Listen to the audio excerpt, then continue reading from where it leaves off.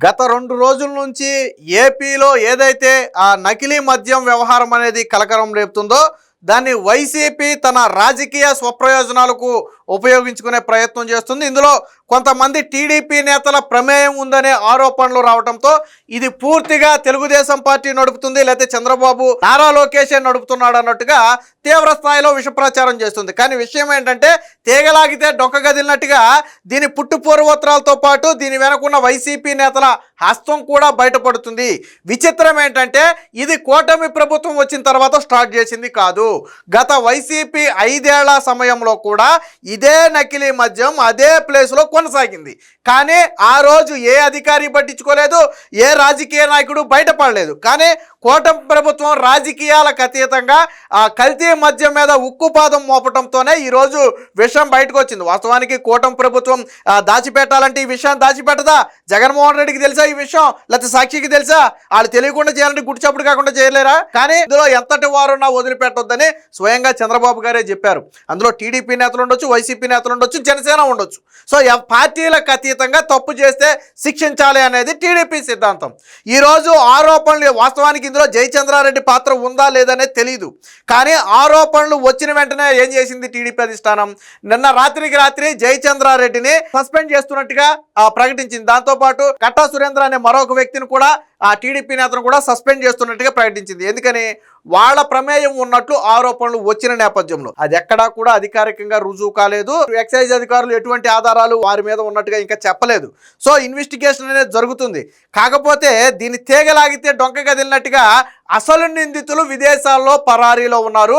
అందులో కొంతమందికి వైసీపీ లింకులు ఉన్నాయి. అంటే గత వైసీపీ 5 ఏళ్ల హయాంలో కూడా ఇదే నకిలీ మద్యం జరిగింది. సరే, తెలుగుదేశం పార్టీ ఆరోపణలు వచ్చిన 24 గంటలు గడవక ముందే వారిని పార్టీ నుంచి సస్పెండ్ చేసింది కదా. మరి వైసీపీ హయాంలో లిక్కర్ స్కాములో నిందితులుగా ఉన్నటువంటి మిథున్ రెడ్డిని కానీ, చెవిరెడ్డి భాస్కర్ రెడ్డిని కానీ పార్టీ నుంచి సస్పెండ్ చేశారా? వాళ్ళు జైలుకు కూడా వెళ్ళొచ్చారు కదా. నిన్నగాక మొన్నే కదా విడుదలై బయటకు వచ్చింది. మరి వారిని జగన్మోహన్ రెడ్డి ఎందుకు పార్టీ నుంచి సస్పెండ్ చేయలేదు? వారి మీద ఇన్వెస్టిగేషన్ జరిగింది. వారు లిక్కర్ స్కామ్లో ఉన్నారని చెప్పి ఆధారాలు కూడా సేకరించారు. సిట్టు స్పష్టమైన ఆధారాలు కోర్టు ముందు పెట్టింది. కోర్టు కూడా వాటిని యాక్సెప్ట్ చేసి వారికి రిమాండ్ విధించింది. దాదాపు 60 రోజులు పైగా ఆ జైల్లోనే ఉన్నారు. మరి ఎందుకు చర్యలు తీసుకోలేదు వాళ్ళ మీద? కూటమి ప్రభుత్వం, చంద్రబాబు గారు వాళ్ళ నాయకుడు పాత్ర ఉంది అని తెలిసిన వెంటనే చర్యలు తీసుకున్నారు. అది నిజమా అబద్ధం అనేది విచారణలో తేలాలి. దీని మీద ఎటువంటి విచారణ జరగల. 24 గంటలు మాత్రమే గడిచింది. కేవలం ఆరోపణలు మాత్రమే వస్తేనే పార్టీ నుంచి పక్కన పెట్టారే. ఏకంగా నియోజకవర్గ ఇన్ఛార్జ్ అయినటువంటి జయచంద్రారెడ్డిని పక్కన పెట్టారే. మరి మీ ఎంపీ అయినటువంటి మిథున్ రెడ్డిని కానీ, మీ మాజీ ఎమ్మెల్యే అయినటువంటి చెవిరెడ్డిని కానీ ఎందుకు పార్టీ నుంచి సస్పెండ్ చేయలేదు? నేను జగన్మోహన్ రెడ్డిని అడుగుతున్నా, ఎందుకు పార్టీ నుంచి సస్పెండ్ చేయలేదు? స్వయంగా సిట్టే చెప్పింది కదా, ఆధారాలతో సహా బయట పెట్టింది కదా. విషయం ఏంటంటే ఎవరైతే ఇప్పుడు ఈ లెక్కర్ అంతా నడుపుతున్నటువంటి పాత డాబా ఉందో ఆ వ్యక్తి ప్రస్తుతానికి పరారీలో ఉన్నాడు. కాకపోతే తీగలాగితే డొంక గదిలినట్టుగా ఆ వైసీపీ నేతలతో ఉన్నటువంటి లింకులన్నీ కూడా బయటపడుతున్నాయి. సరే, అందులో వారితో పాటు టీడీపీ నేతలు చేతులు కలిపారా లేదనేది తర్వాత తేలుతుంది. బట్ నేనేమంటానంటే వైసీపీ హయాంలో 5 ఏళ్ల పాటు ఇదే కల్తీ మద్యం తయారు చేశారు కదా. ఆ రోజు ఎందుకు చర్యలు తీసుకోలేదు? ఆ రోజు ఎందుకు రైడ్ చేసి పట్టుకోలేదు? ఎందుకనంటే దీని వెనక ఉన్నది వైసీపీ నేతల హస్తం. అప్పుడు జగన్మోహన్ రెడ్డికి వైసీపీ నేతలు కమిషన్ రూపంలో పంపేవాళ్ళేమో కాబట్టి అందుకని ఆయన చర్యలు తీసుకోలేదేమో బహుశా. కానీ ఇక్కడ ఎవరు టీడీపీ నేతలు ఎవరు కూడా అధిష్టానానికి కమిషన్లు పంపాల్సిన పని లేదు. కాబట్టి ఒకవేళ నిజంగా వాళ్ళ పాత్ర ఉంటే ఖచ్చితంగా చర్యలు తీసుకుంటారు. మరి నక్కకి నాగలోకానికి ఉన్నంత తేడా లేదు. వాళ్ళ దగ్గర తులమో పలమో తీసుకుని మామూలు తీసుకుని వదిలేయటానికి తప్పు చేస్తే శిక్షించడానికి మధ్య తేడా లేదా? సో దీనికి చంద్రబాబు గారు ఏమన్నారు చూడండి ఒకసారి. స్వయంగా చంద్రబాబు గారు ఇచ్చినటువంటి స్టేట్మెంట్. మొలకల చెరువు నకిలీ మద్యం కేసులో నిందితులు ఎంతటి వారైనా వదలొద్దు, అన్ని కోణాల్లో నిష్పక్షపాతంగా దర్యాప్తు జరగాలి.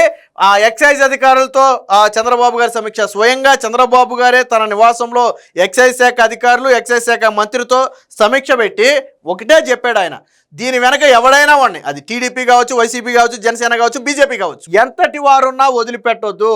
ఇందులో ఎవరికి ఫేవర్ చేయాల్సిన అవసరం లేదు, ఎవరిని కాపాడాల్సిన అవసరం అంతకంటే లేదు. తప్పు చేసిన వాడు ఎక్కడున్నా, విదేశాల్లో ఉన్నా వదిలిపెట్టే ప్రసక్తే వద్దు. అన్ని కోణాల్లో నిష్పక్షపాతంగా విచారణ జరపండి, రాజకీయ ప్రమేయం లేకుండా విచారణ జరపండి అని చెప్పి నిన్న చంద్రబాబు గారు స్పష్టమైన ఆదేశించారు. జగన్మోహన్ రెడ్డి ఏ రోజైనా సరే తన హయాంలో నకిలీ కల్తీ మద్యం అమ్ముతున్నారు, జనం చనిపోతున్నారని నాడు ప్రతిపక్షంలో ఉన్నటువంటి టీడీపీ ఆరోపించినా ఏ రోజైనా దాని మీద విచారణ చేశాడా? ఈవెన్ తెలుగుదేశం పార్టీకి చెందిన కొంతమంది నేతలతో పాటు బీజేపీ నేత పురంధేశ్వరి కూడా ఆ శాంపుల్స్ను పక్కట రాష్ట్రాల్లో ల్యాబులకు పంపితే అది మద్యం కాదండి బాబు విషయం అని చెప్పి రిపోర్ట్లు వస్తే కనీసం దాని మీద కూడా ఒక విచారణ కమిటీని ఏర్పాటు చేయాలి జగన్మోహన్ రెడ్డి. ఎందుకంటే ఆయనకి తెలుసు తయారు చేసేది ఎవరో అమ్మేది ఎవరో దానివల్ల వచ్చే ముడుపులు ఎవరి దగ్గరికి వెళ్తున్నాయో జగన్మోహన్ రెడ్డికి తెలుసు కాబట్టి ఆ రోజు చర్యలు తీసుకోవాలా.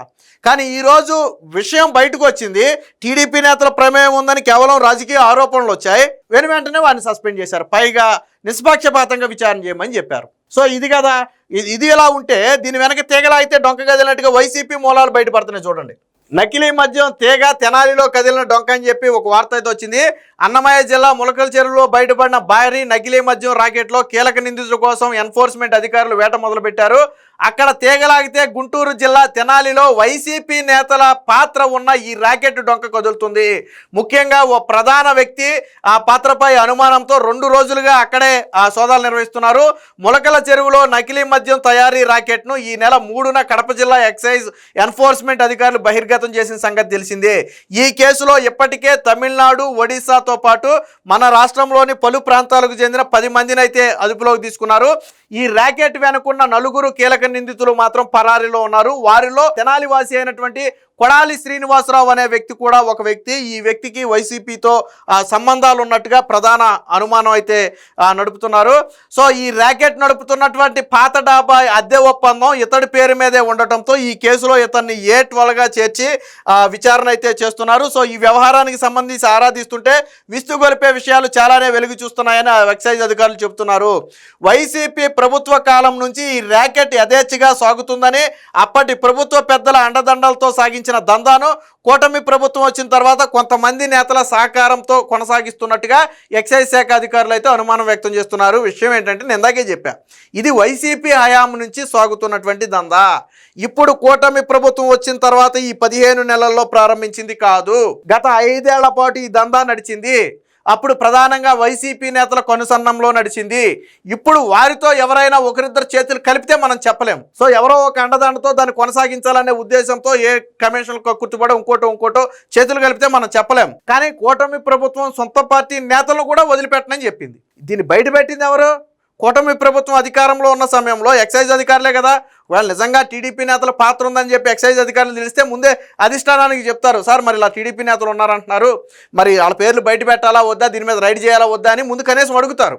కానీ పోలీసులు అలాంటివి ఏమీ చేయలే. ఎందుకనంటే ప్రభుత్వం వారికి స్వేచ్ఛనిచ్చింది. అంతేగాని మా నాయకులు ఉంటే కాపాడండి, లేదా మాతో కలిసి ఉన్న నాయకులు ఎవరైనా ఉంటే కాపాడండి అని ఇప్పుడు ఎక్కడా చెప్పలా.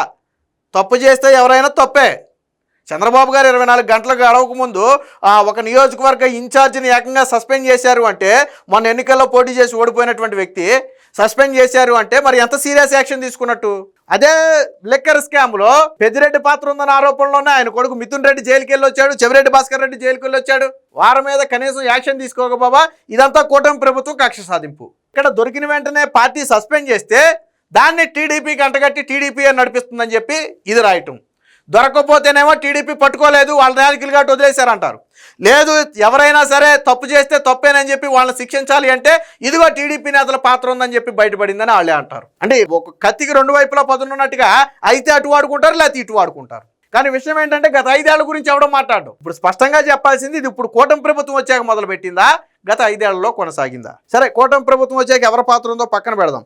గత 5 ఏళ్లలో నడిపినప్పుడు ఎవరి పాత్ర ఉంది? టీడీపీ నేతల పాత్ర అయితే లేదు కదా. ఆ రోజుల్లో వైసీపీ అధికారంలో ఉన్నప్పుడు టీడీపీ నేతల పాత్ర అయితే ఉండదు కదా. మరి ఆ రోజు ఎందుకు ఈ నకిలీ రాకెట్ను బయట పెట్టలేదు, నకిలీ మద్యం కుంభకోణాన్ని బయట పెట్టలేదు? ఇప్పుడు పరారీలో కొడాలి శ్రీనివాస్ అనే వ్యక్తి ఉన్నాడో ఆ వ్యక్తితో వైసీపీకి దగ్గర సంబంధాలు ఉన్నాయని ఆరోపణలు ఉన్నాయి. వాళ్ళు పరారీలో ఉన్నారు. ఈ పాత డాబా కూడా ఆ వ్యక్తి పేరు మీదే లీజు ఉంది. మరి ఆ వ్యక్తి పేరు మీద లీజు కొన్నప్పుడు ఆ వ్యక్తి ఎవరికి ఇచ్చారు, ఎందుకు ఇచ్చారు ఆ వ్యక్తికి తెలియదా? ఆ వ్యక్తికి వైసీపీకి ఉన్న సంబంధాలు ఏంటి? సో ఇలాంటి అనేక కోణాల్లో అయితే విచారణ చేస్తున్నారు. 2 ఏళ్ల క్రితం దుగ్గిరాల దగ్గర నకిలీ మద్యం లోడుతో ఒక ట్రక్కు పట్టుబడిన వ్యవహారంలో ఇతర పాత్ర ఉందని కేసు నమోదైంది. అయితే వైసీపీ నేతల అండతో అరెస్టు కాకుండా కేసు మాఫీ చేసే ప్రయత్నాలు చేశారని చెప్తున్నారు. కృష్ణా జిల్లాలోనూ ఇతడు ఎన్ఆర్ఐ బంధువులకు సంబంధించి 3 మద్యం దుకాణాలు ఉన్నాయని, వాటి ద్వారా కూడా ఆ నకిలీ మద్యం రాకెట్ నడిపినట్లుగా సమాచారం. ఈ దందాలో శ్రీనివాసరావే కీలక నిందితుడా, లేక ఎవరైనా వైసీపీ నేతలకు బినామీగా ఉన్నాడా, పెట్టుబడులు పెడుతున్న ఎన్ఆర్ఐలకు బినామీగా వ్యవహరిస్తున్నాడా అనే దశగా విచారణ అయితే చేస్తున్నారు. వాస్తవానికి రేపొద్దున విషయం ఏంటంటే వైసీపీ నేతల బండారమే బయటపడబోతుంది. ఎవరైతే ఈ కొడాలి శ్రీనివాసరావు అనే వ్యక్తి ఉన్నాడో ఈ వ్యక్తికి వైసీపీ నేతలకు ఉన్న సంబంధం ఏంటి, ఎవరికి బినామీగా ఉన్నాడు, ఎవరు ఇతనిని ముందుండి ఇప్పటి వరకు నడిపించారు, 5 ఏళ్ల పాటు ఎంత నకిలీ మద్యాన్ని తయారు చేసి అమ్మారు, దానివల్ల ఎంత సంపాదించారో, ఆ డబ్బులు ఎటు మళ్లించారు. సో ఇలా అన్ని కోణాల్లో కూడా ఆ విచారణ జరగబోతుంది. ఏదో తీగలాగితే డొక్క కదిలినట్టుగా ఇప్పుడు టీడీపీ నేతల పాత్ర ఉందని చెప్పి వీళ్ళు ఆరోపణలు చేసి పబ్బం గడుపుకుంటున్నారు తప్ప టీడీపీ అధిష్టానం సస్పెండ్ చేసింది. దాన్ని ప్రజలు కూడా హర్షించారు, ప్రజలు కూడా యాక్సెప్ట్ చేశారు.